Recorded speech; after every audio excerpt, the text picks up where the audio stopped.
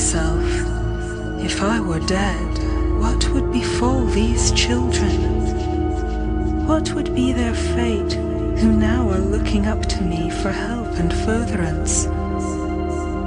Their lives, I said, would be a volume wherein I have read but the first chapters, and no longer see to read the rest of their dear history, so full of beauty and so full of dread. Be comforted. The world is very old, and generations pass, as they have passed, a troop of shadows moving with the sun. Thousands of times has the old tale been told. The world belongs to those who come the last. They will find hope and strength as we have done.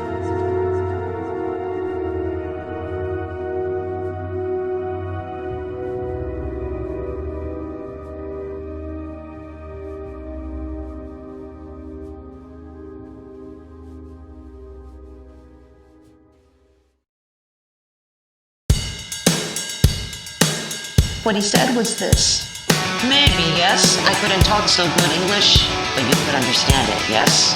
And now I tell you that I never played a composition like that. I extemporized exclusively. I just play, and maybe you should listen, yes? If I please you, I am just happy. Jenks' attention was drawn to him. He noted his wild appearance. He sure looks mad enough, mused Jenks. The violinist flipped the fiddle up under his chin. He drew the bow over the strings and began a gentle melody that reminded one of raindrops falling on calm waters. Jenks forgot his troubles. He forgot everything. He slumped in his seat and his eyes closed. The rain continued falling from the strings of the violin. Suddenly, the melody changed to a glad little lilting measure, as sweet as love itself. The sun was coming out again, and the birds began to sing. There was the trill of a canary with the sun on its cage. There was the song of the thrush, the mockingbird, and the meadowlark. These blended finally into a melodious burst of chirping melody which seemed a chorus of the wild birds of the forest and glen. Then the lilting love measure again. It tore at the heartstrings and brought tears to one's eyes. Unconsciously, the girl next to Jenks leaned towards him. Involuntarily, he leaned to meet her. Their shoulders touched. The cloud of her golden hair came to rest against his dark locks. Their hands found each other with gentle pressure. Both were lost to the world. Abruptly, the music changed. There was a succession of broken treble notes that sounded like the crackling of flames. Moans, deep and melancholy, followed. These grew more strident and prolonged, giving place to abject howls, suggesting the lamentations of the damned. The hands of the boy and girl gripped tensely. They could not help shuddering. The violin began to produce notes of a leering, jeering character, growing more horrible with each measure until they burst in a loud guffaw of maniacal laughter. The whole performance was as if someone had taken a heaven and plunged it into a hell. The musician bowed jerkily and was gone. There was no applause, only wild exclamations. Half the house was on its feet, the other half sat as if glued to chairs. The boy and the girl were standing, their hands still gripping tensely. "Come, let's get out of here," said Jenks. The girl took her wrap, and Jenks helped her into it. Hand in hand, they fled the place. In the lobby, their eyes met, and for the first time they realized they were strangers. Yet, deep in their hearts was a feeling that their fates had been sealed. "My goodness," burst from the girl. "It can't be helped now," said Jenks decisively. "What can't be helped?" asked the girl, although she knew in her heart. "Nothing can be helped," said Jenks. Then he added, "We should know each other by this time. We've been holding hands for an hour." The girl's eyes flared. "You have no right to presume on that situation," she said. Jenks could have kicked himself. "Forgive me," he said. "It was only that I just wanted so to know you."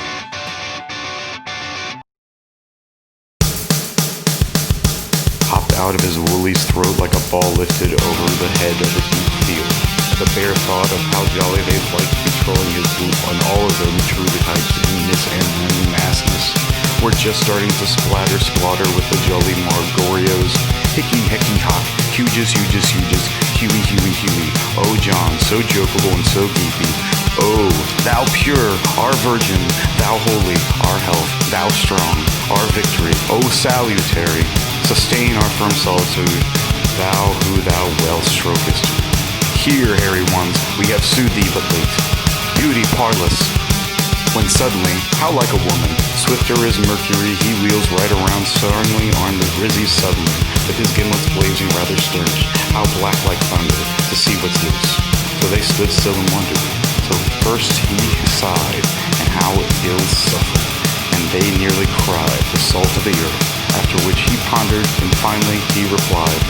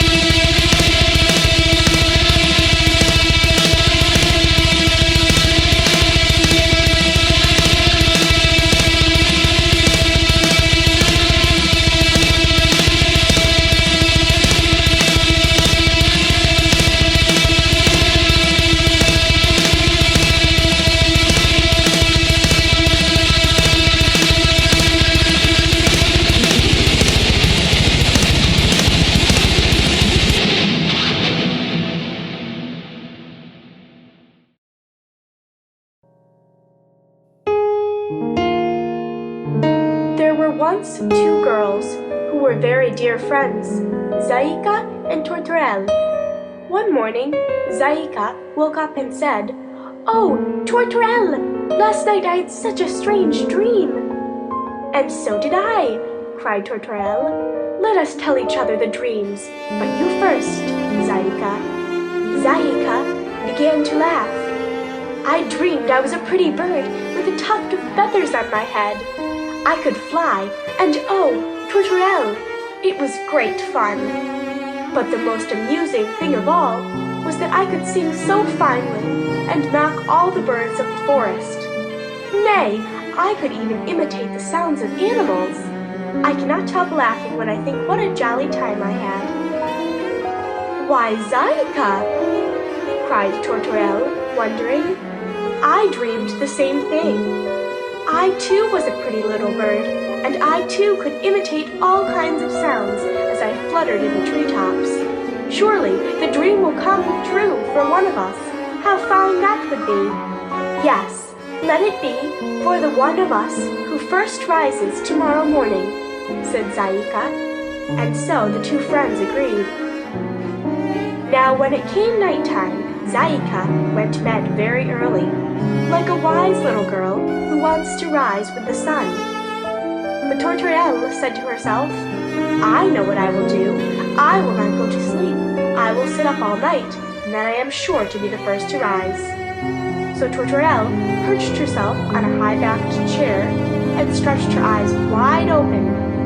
For hours and hours she sat there, growing more sleepy every minute. Towards morning she began to nod. She could hardly keep her eyes open, though she tried to prop the lids open with her fingertips. Finally, whether she would or no, she fell fast asleep. Poor little Tortorelle, worn out by her long vigil. When the first morning sunbeam peeked into the chamber, Zaika opened her eyes, refreshed and smiling. She sat up in bed remembering the dream, and then jumped lightly to the floor. As she did, she glanced at her feet, which felt clear. Wonderful! They were little bird claws. She looked down at herself. She was covered with soft feathers. She tried to move her arms, and when she did, she rose lightly from the floor and skimmed out of the window into the garden. Zaika had become a pretty little bird, just as she had dreamed. Oh, how happy she was! She heard a lark singing far up in the sky. Opening her mouth, she warbled and trilled as well as he, until he dropped down quickly to the earth, thinking it must be his mate who sang so sweetly. She spied a chicken strayed too far from the mother hen, and chuckling to herself mischievously, she imitated the warning cry of the hawk, till the chick ran squawking back to the shelter of his mother's wing. She heard a hound baying far off, and with little trouble echoed the sound so perfectly that a groom came running out of the stable, whistling for the dog which he feared was straying from the kennel. Zaika found that as in her dream she could imitate all the sounds which she heard, and she was so pleased that she sang and sang and sang, hopping from tree to tree, teasing the other birds with her mockery and puzzling them too. As for poor Tortorelle, when she waked, it was very late. She yawned and rubbed her eyes languidly, for she was still sleepy. Then, across to Zaika's bed, she saw that it was empty. Her heart gave a great thump, for she longed and longed to be a bird, but now she feared that she was too late. In her white gown, she ran out into the garden looking for Zaika. But first, she saw an old man leading his cow to the pasture. And to the cow he said, "Coo-roo, coo-roo," coaxing her to hasten. "Coo-roo, coo-roo," cried Tortorelle, imitating him, she knew not why. And as she said it, she wondered at the strange feeling which came over her. For her body felt very light, and it seemed as if she could fly. She looked down and saw that she was no longer covered with a little white gown, but with soft feathers of ashy gray, while wings spreaded from her shoulders. "Oh, I have become a bird," she tried to say, but all she uttered was, "Coo-roo, coo-roo," for Tortorelle was become a beautiful turtle dove, and that is all a turtle dove can say. "Coo-roo, coo-roo," mocked a voice from the tree, and cocking her little reddish eye, Tortorelle saw a brilliant jay hopping in the branches, imitating a dove. Then it was the song of a wren she heard, then a thrush, then a sparrowhawk. All these sounds coming from one little throat of the happy bird on that bough. Tortorelle tried to do likewise, but all she could sing was, "Coo-roo, coo-roo," and she said mournfully to herself, "It is Zaika. She was wiser than I, and earlier, and the dream came true for her. Oh dear, oh dear!" And to this day, Turtle Dove flies about sadly uttering a monotonous cry, and listening with a longing that she not so good a little bird, to the chatter of her friend, the jay. For Zaika, the jay, is always merry, hopping from tree to tree, playing her jokes upon the other birds whom she deceives with her wonderful voice. And she leads a life so gay and exciting that she never finds time to be sad, even over the disappointment of her dear friend, poor little Tortorelle.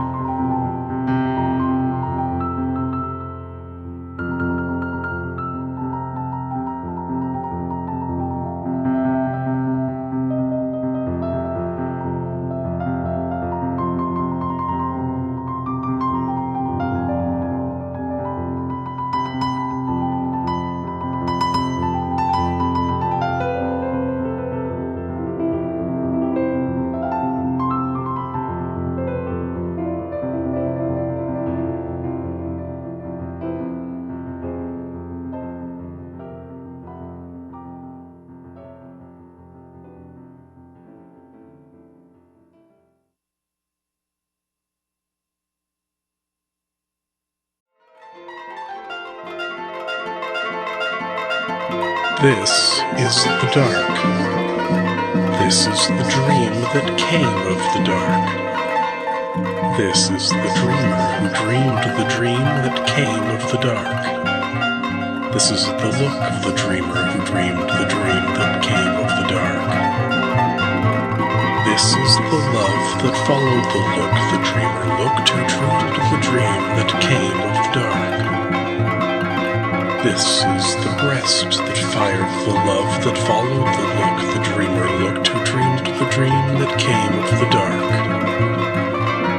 This is the song was made to the breast that fired the love that followed the look the dreamer looked who dreamed the dream that came of the dark.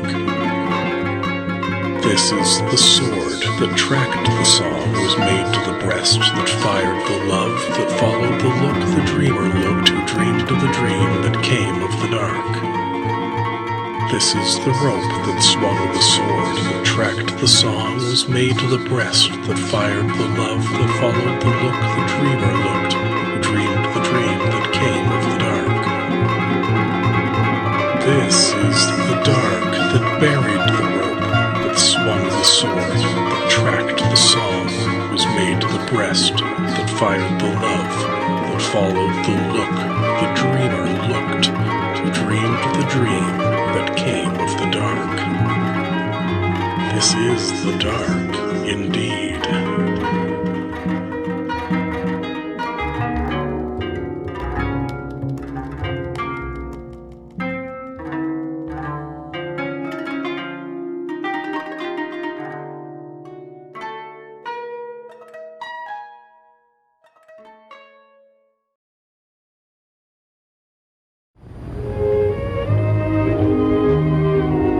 Only the words. You are the melody. And we need the two. We need the two to make a song of love. Darling, tell me what good are words without a melody? Why they're like an earth without a sun above. Although my words are sweet, the music, it's in your heart. Our song won't be complete if we keep the two apart. But when my words, when they're wedded to your melody. Oh, Jay, where are you, darling? Kiss me.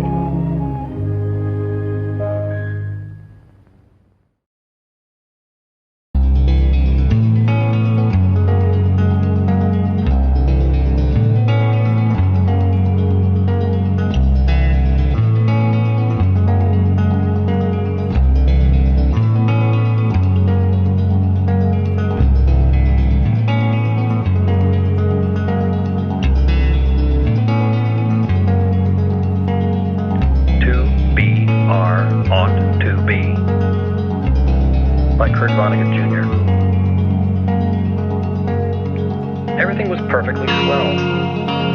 There were no prisons, no slums, no insane asylums, no cripples, no poverty, no wars. All diseases were conquered, so was old age. Death, barring accidents, was an adventure for volunteers. The population of the United States was stabilized at 40 million souls. One bright morning in the Chicago lying-in hospital, a man named Edward K. Welling Jr. waited for his wife to give birth. He was the only man waiting. Not many people were born a day anymore. Welling was 56, a mere stripling in a population whose average age was 129. X-rays had revealed that his wife was going to have triplets. The children would be his first. Young Welling was hunched in his chair, his head in his hand. He was so rumpled, so still and colorless, as to be virtually invisible. His camouflage was perfect, since the waiting room had a disorderly and demoralized air too. Chairs and ashtrays had been moved away from the walls. The floor was paved with spattered drop cloths. The room was being redecorated. It was being redecorated as a memorial to a man who had volunteered to die. A sardonic old man, about 200 years old, sat on a stepladder, painting a mural he did not like. Back in the days when people aged visibly, his age would have been guessed at 35 or so. Aging had touched him that much before the cure for aging was found. The mural he was working on depicted a very neat garden. Men and women in white, doctors and nurses, turned the soil, planted seedlings, sprayed bugs, spread fertilizer. Men and women in purple uniforms pulled up weeds, cut down plants that were old and sickly, raked leaves, carried refuse to trash burners. Never, never, never, not even in medieval Holland or old Japan, had a garden been more formal, better tended. Every plant had all the loam, light, water, air, and nourishment it could use. A hospital orderly came down the corridor singing under his breath a popular song. If you don't like my kisses, honey, here's what I will do. Go see a girl in purple, kiss his sad world to blue. If you don't want my love, why should I take up all this space? I'll get off this old planet, let some sweet baby have my place. The orderly looked up at the mural, and the muralist looked so real, he said, I can practically imagine I'm standing in the middle of it. What makes you think you're not in it? Said the painter. He gave a satiric smile. It's called the happy garden of life, you know. That's a good old Dr. Hitz, said the orderly. He was referring to one of the male figures in white, whose head was a portrait of Dr. Benjamin Hitz, the hospital's chief obstetrician. Hitz was a blindingly handsome man. Lots of faces still to fill in, said the orderly. He meant that the faces of many of the figures in the mural were still blank. All the blanks were to be filled in with portraits of important people, on either the hospital staff or from the Chicago office of the Federal Bureau of Termination.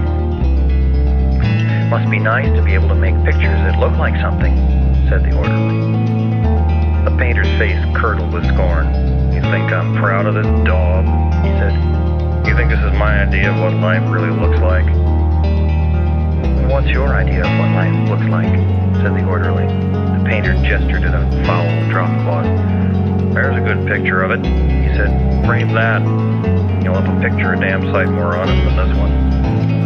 You're a gloomy old duck, aren't you? Said the orderly. Is that a crime? Said the painter. The orderly shrugged. If you don't like it here, Grandpa, he said, and he finished the thought with a trick telephone number that people who don't want to live anymore were supposed to call. The zero in the telephone number he pronounced ought. The number was 2BR ought to be.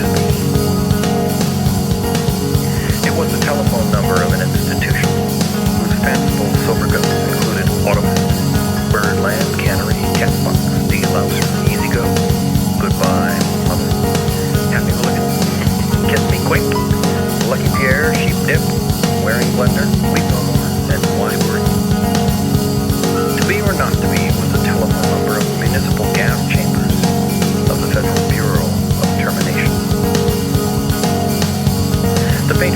nose at the orderly. When I decide it's time to go, he said it won't be at the sheep dip. Do it yourself, eh? Said the orderly. Messy business, Grandpa. Why don't you have a little consideration for the people who have to clean up after you? The painter expressed with an obscenity his lack of concern for the tribulations of his survivors. The world could do with a good deal more men than just me, he said. The orderly laughed and moved on. Wailing, the waiting father mumbled something without raising his head. Then he fell silent again. A coarse, formidable woman strode into the waiting room on spike heels. Her shoes, stockings, trench coat, bag, and overseas cap were all purple. The purple the painter called color of grapes on Judgment Day.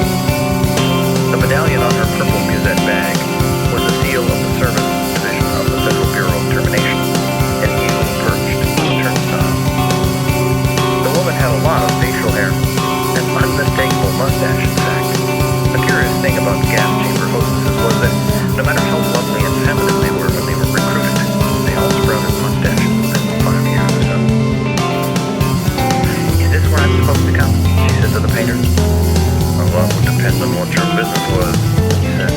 You aren't about to have a baby, are you? They told me I was supposed to pose for some picture, she said. My name's Leora Duncan. She waited. And you don't believe it? She said, what? Forgive it. That sure is a beautiful picture, she said. Looks just like heaven or something. Or something, said the painter. He took a list of names from his smock pocket. Duncan, he said, scanning the list. Yep, there you are. You're entitled to be immortalized. See your faceless body here. You'd like me to stick your head on? Got your choice whatsoever. She studied the mural obliquely. They're all the same to me. I don't know anything about art.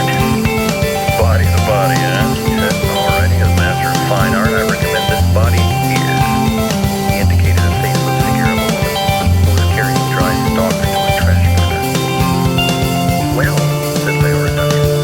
It's more than just for people listening. I mean, I don't do any of this posing.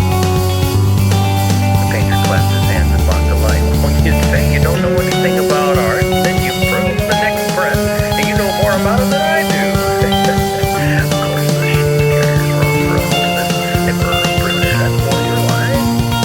He pointed to a figure in purple who was sawing a dead branch from an apple tree. How about her? Said, you like her at all? Gosh, she said, and she blushed and became humble. Well, that just put me right next to Dr. Hitz. That upsets you. Good gravy, no, she said.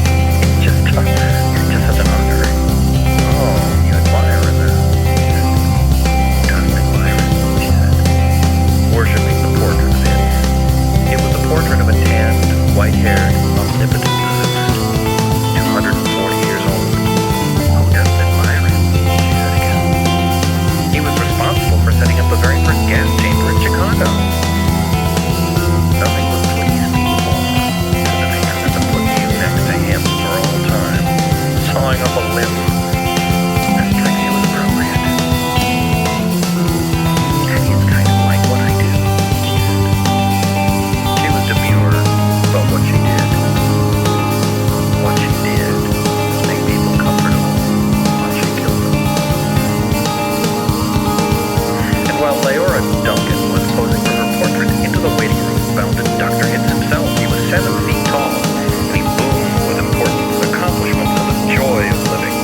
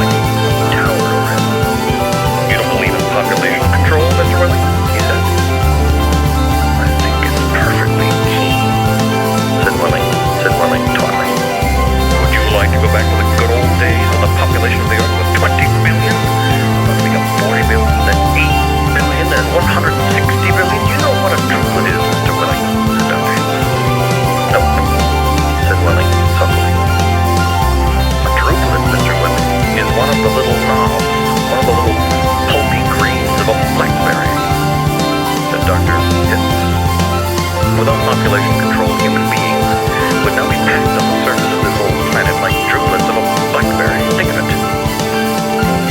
Welling continued to stare at the same spot on the wall. In the year 2000, said Dr. Hitz, before scientists stepped in and laid down the law, there wasn't even enough drinking water to go around. There's nothing to eat but seaweed. And still people insisted on their right to reproduce like jackrabbits. And their right, if possible, to live forever. I want those kids, said Welling quietly. I want all three of them. Of course you do, said Dr. Hitz.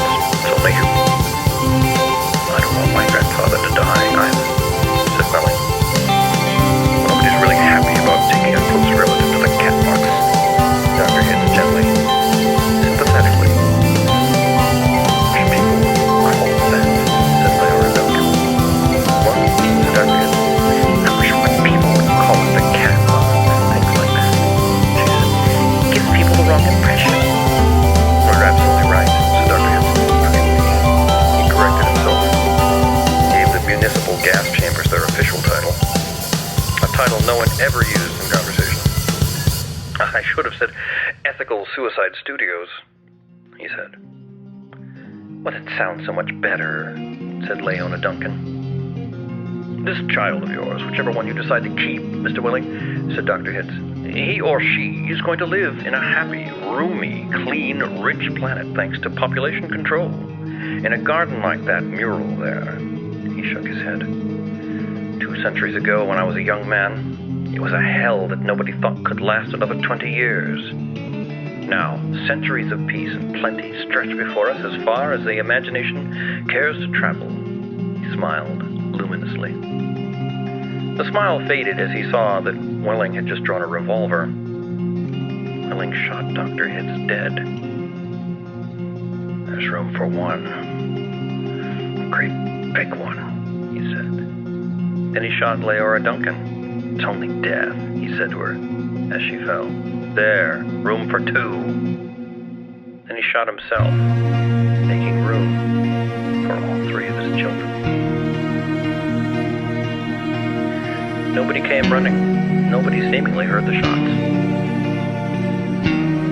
The painter sat on the top of the stepladder looking down reflectively on the sorry sea.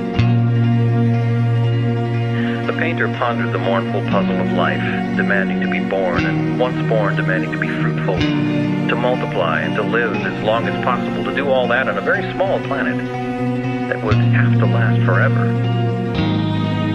All the answers that the painter could think of were grim, even grimmer surely than a cat box, a happy hooligan, an easy go.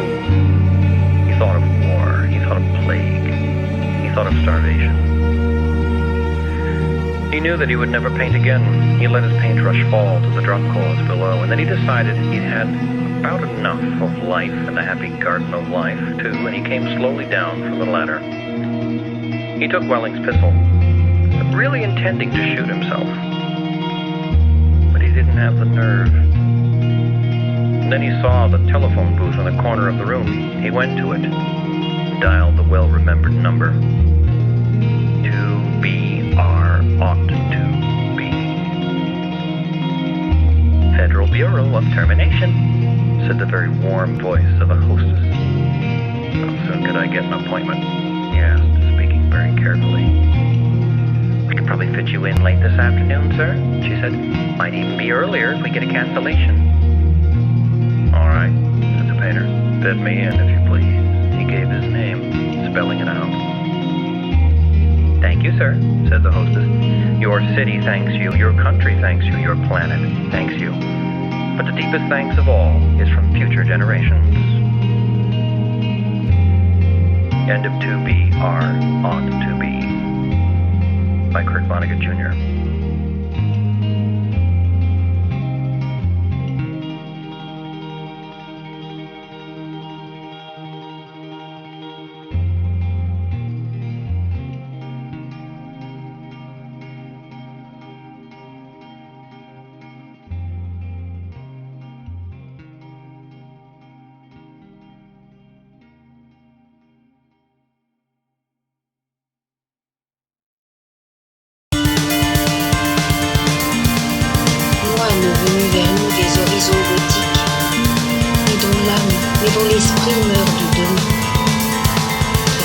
puer l'amour dans ses sources mystiques et le purifier de tout l'orgueil humain. Vous marchez, posez fort par les routes des hommes, l'esprit encore fixé sur les feux de l'enfer, depuis les temps lointains jusqu'au jour où nous sommes, dans les âges d'argent, les siècles de fer. Toujours du même pas sacerdotal et large. Seul, vous survivez grand monde chrétien mort. Seul, sans ployer le dos, vous emportez la charge comme un royal cadavre au fond d'un cercueil d'or. Oh, chercheurs de chimères sublimes, vos rêves, ils s'en vont par-delà les tombeaux. Vos yeux sont aimantés par la lueur des cimes. Vous êtes les porteurs de croix et de flambeaux autour de l'idéal divin communautaire.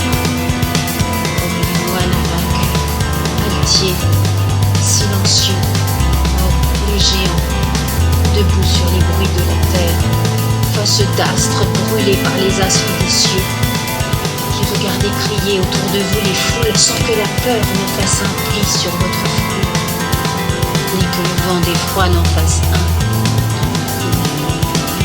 Oh les moines, que les siècles contempleront, moines grandis parmi l'exil et les défaites, moines chassés, mais dont les vêtements vermeils illuminent la nuit du monde, et dont les têtes passent dans la clarté des suprêmes soleils. Nous vous magnifions, nous, les poètes calmes. Et puisque rien de fier n'est aujourd'hui vainqueur, puisqu'on a déchiré les lauriers et les palmes, moines, grands isolés de pensée et de cœur, avant que la dernière âme ne soit tuée, mes vers vous bâtiront de mystiques hôtels sous le vélum errant d'une chaste nuée, afin qu'un jour, cette âme au désir éternel, pensive et seule et triste au fond de la nuit blême, de votre gloire éteinte, allume encore le feu, et songe à vous encore, quand le dernier blasphème comme une épée immense aura transpercé Dieu.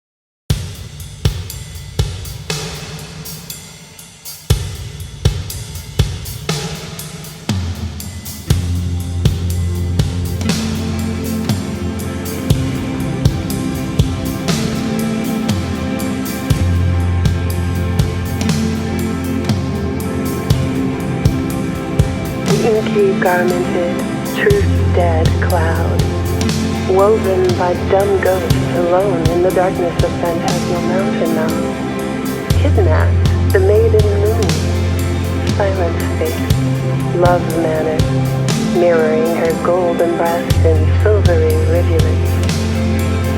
The wind, her lover, gray-haired in one moment, crazes around the universe, hunting her dewy love letters strewn secretly upon the oat carpets of the open field. Oh, drama, never performed, never gossiped, never rhymed. Behold, to the blind beast, ever cheerless, iron-hearted, the heaven has no mouth to interpret these tidings. Ah, where is the man who lives out of himself?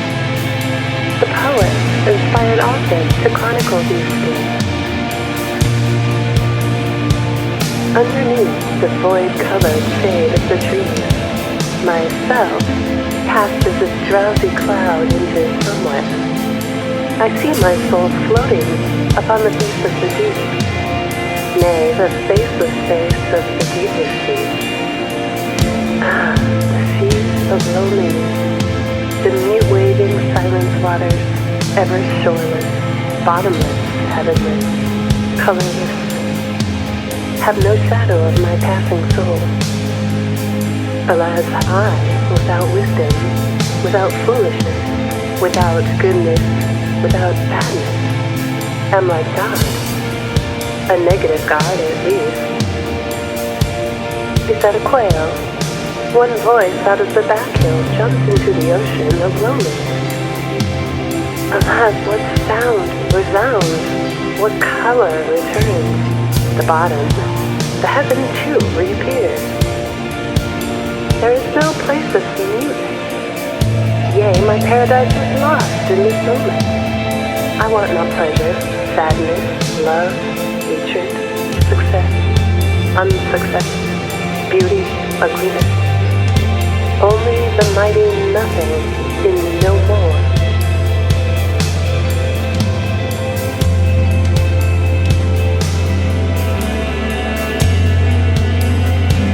The autumn night had a sad, impressive beauty.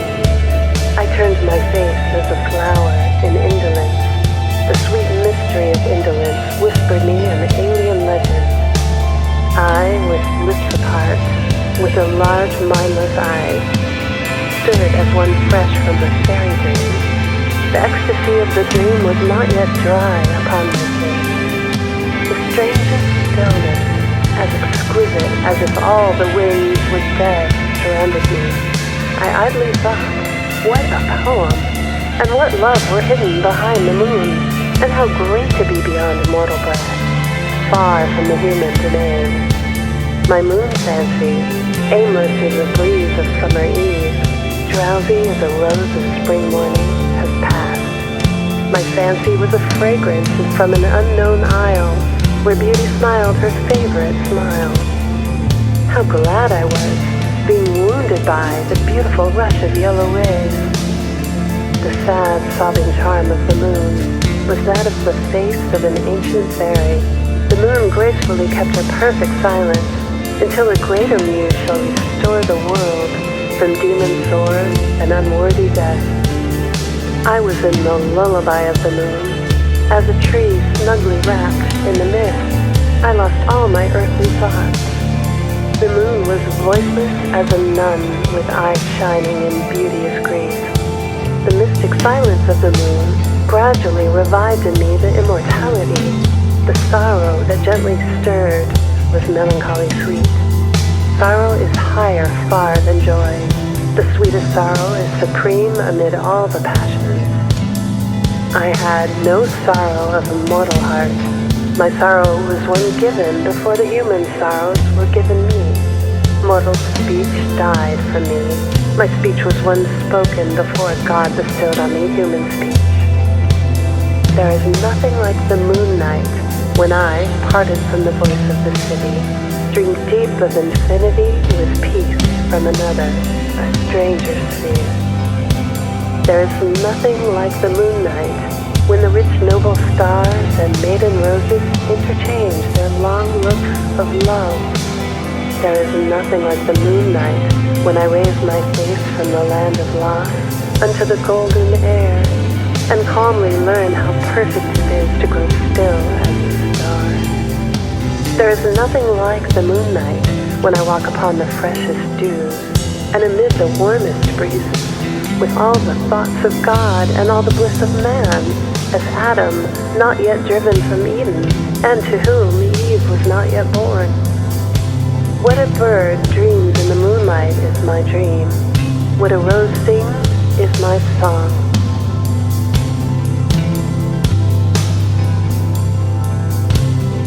Through the breath of perfume, O music of musics, down creeps the moon to fill my cup of song with memory's wine. Across the song of night and moon, O perfume of perfume, my soul, as a wind whose heart's too full to sing, only roams astray. Down the tide of the sweet night, oh, the ecstasy's gentle rise. The birds, flowers, and trees are glad at once to fall into oblivion's ruin white.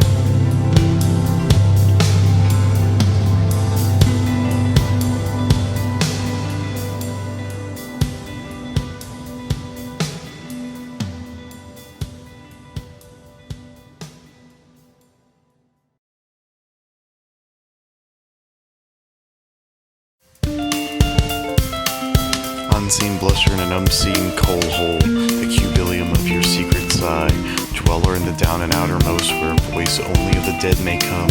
Because you left for me, because you laughed at me, because oh me lonely son, you are forgetting me. That our turf brown mummy is a-coming, Alpilla, Beltilla, Siltilla, Deltilla, running with their tidings, old the news of the great big world. Sonny's had a scrap, whoa, whoa, whoa. Bab's baby walks at 7 months, way, way, way. Bride leaves her raid at punches time, stud stone before a race course full. 2 bells that make the one appeal, dry yanks will visit old sod. And 4-tiered skirts are up, mesdames, while Parimikni wears popular short legs and 12 howls and makes a tipsy wake. Did you hear Colt Cooney? Did you ever Philly Fortescue? With a beck, with a spring, all her real ring with shaking. Rocks, drops in her tachi, tram tokens in her hair, all waved to a point and then all inundation. Little old-fashioned mummy, little wonderful mummy, ducking under bridges, bell-hopping the weirs, dodging by a bit of a bog, rapid shooting round the bends, italic green hills. Hither now, O muses, leaving the golden house of God, unseen in the azure spaces. Come and breathe on bosom and brow, and kindle song like the sun glow. Come and lift my shaken soul to the sacred shadow cast by Helicon's rustling forests. Sweep on wings of flame from the middle ether, seize and uplift me. Thrill my heart that throbs with unwanted fervor, chasten mouth and throat with immortal kisses, till I yield on maddening heights the very breath of my body. Musagetes. Come with musagetes, ye hours and graces, dance around the team of swans that attend him, up Parnassian heights, to his holy temple high on the hilltop.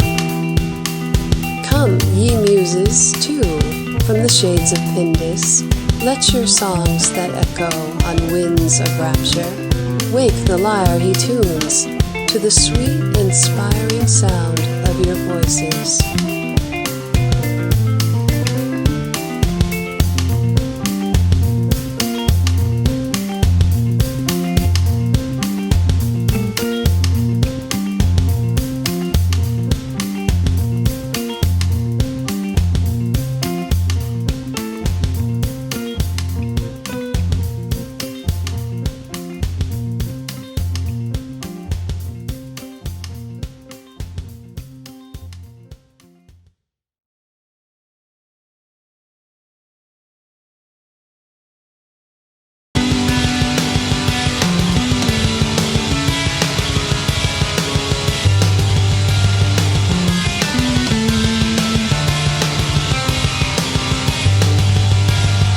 Listening is an art. It requires close and accurate attention, sympathy, imagination, and genuine culture. Listening to music is an art of high degree. Many derive exquisite enjoyment from it, for music is potent and universally sincere. To listen intelligently to music is an accomplishment few have acquired. A great painting presents itself as a completed whole before the observer's eye. It holds on the canvas the fixed place given it by the master from whose genius it proceeded. No intermediary force is needed to come between it and the impression it makes on the beholder. Music, on the contrary, must be aroused from the written or printed page to living tone by the hand or voice of the interpreter, and but a fragment at a time can be made perceptible to the listener's ear. Like a panorama, it comes and goes before the imagination, its kaleidoscopic tints and forms now sharply contrasted, now almost imperceptible, graduating one into the other, but all shaping themselves into a logical union, stamped with the design of a creative mind. Properly to inspect the successive musical images and grasp their significance, in parts and as a whole, demands keen mental alertness. Many are content to listen to music for the mere sensuous impression it creates as it wraps itself about the inner being, lulling a perturbed spirit to rest or awakening longing and aspiration, joy and sadness, according to the nature of the music and the hearer's mood. Some even take pleasure in formulating into words the sensations evoked by the ebb and flow of the tonal waves, and fancy they are thus deriving intellectual profit from music. From both ways of listening, helpful results may accrue, but by no means the greatest. Music is far beyond words, and in attempting to translate it into these, we miss its musical meaning, the best that is in it. As listeners, we derive our highest aesthetic and intellectual satisfaction from the ability to follow, even anticipate, the composer's intention, now finding our expectations fulfilled, now being agreeably disappointed. Failure to catch the opening phrase and preliminary rhythms of the composition make it impossible to appreciate the tonal forms into which they develop. Nor may the mind linger over any one part, if we will grasp the work as an unbroken whole. That musical creation alone can afford the noblest delights that comes and rewards the act of thus closely following the composer's thought. Those who are fortunate enough to have been surrounded from childhood up by the choicest gems of the tonal language, and whose minds are of the deceptive order, will insensibly attain a refinement of taste and delicacy of perception no learned dissertation on music could afford. At the same time, an acquaintance with the materials and elements of which the art is composed, and with the laws that govern them, is essential to enable even one who has heard much to gain the complete enjoyment that comes from understanding. Confident as we are that Prometheus captured his fire from heaven, we ought to learn something of its attributes before we accept it at his hands, that we may be able to distinguish a true spark of the divine flame from the phosphorescent will-o'-wisp. The idea so largely accepted that music is an unfathomable mystery, like all half-truth, has wrought much mischief, and has greatly retarded musical progress in social life. Behind the divine art, as behind religion, lies the inscrutable mysteries of life, and in both there is a holy of holies only the consecrated may enter.